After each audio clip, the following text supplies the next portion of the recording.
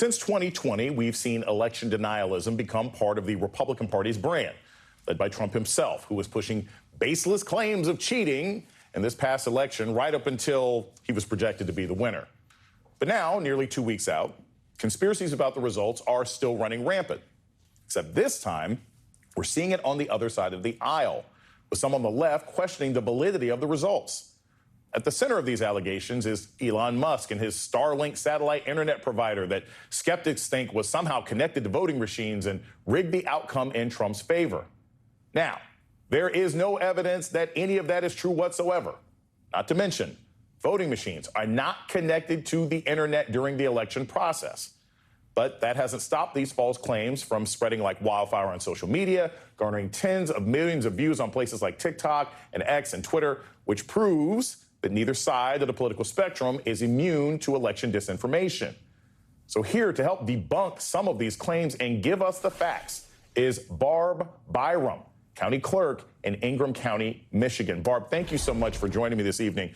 I have been personally inundated with worried friends and relatives who've been saying, but what about Starlink? And what about overcounts and undercounts? So I just want to run through some of these things with you so we can knock these down point by point, because you've been going online and seeing a lot of these conversations. So one of the big questions that many people have is how there could be lower overall turnout compared to 4 years ago, especially when there was record early voting in some states, but Harris still lost. Explain how lower turnout doesn't necessarily result in one person not getting more votes than they got before. Yeah, so for years, Democrats have been told that when turnout is high, our candidates win. Well, that's not necessarily the case, especially when turnout is high on the Republican side. So this time around, the Republicans turned out. In my county, I saw my small jurisdictions, which are predominantly Republican jurisdictions, turn out higher than some of my larger jurisdictions, which are typically Democratic jurisdictions. So Republicans turned out.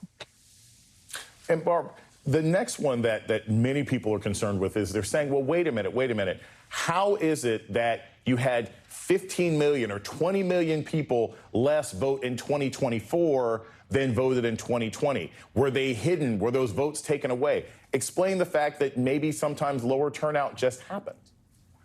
Lower turnout does happen, and we see that in off-presidential elections as well. Sometimes turnout isn't high. Sometimes the voters aren't engaged for the election, and perhaps not all Democrats were as engaged. Republicans were engaged for this election. Barb, one of the things that I have been telling a lot of people is in 2020, when Donald Trump had all the power, he was running the government, he was not able to convince one Secretary of State to flip, even Republican Secretary of State in Georgia and Arizona. He couldn't get anyone to switch. So the idea that over 4 years, he and Elon Musk transformed into Lex Luthor and managed to hack voting machines all over the country in 2,000 different counties seems highly unlikely. Talk a little bit about the fact that even the tabulation process and voting machines in various states, sometimes state by state, are completely different from one another, which would make massive hacking almost impossible. Yeah, so each state conducts their elections under state laws. And so in Michigan, for example, we have 83 counties and over 1,500 local clerks that are responsible for conducting the election, leading up to the election, election day, and then working with the Board of Canvassers to canvass the election. In Ingham County, for example, we program the election. The local clerks, city and township clerks, will test the programming of that election to make sure that it is reading the ballots and tabulating the ballots correctly. Local clerks conduct the day of the election. And then the Board of Canvassers, 2 Democrats, 2 Republicans, will go through the entire election to make sure that for every vote that was cast, there was a voter that voted. That's done in all of Michigan's 83 counties and similarly in all of our other states. So I just want, because I want people to understand this, I have empathy towards people who are coping with the result and are frustrated. But talk a little bit about how dangerous it is for people to buy into these conspiracy theories and how sort of toxic and corrosive that can be for our electoral process moving forward. Yeah, it is very dangerous that people buy into these conspiracies because what will result is voter apathy.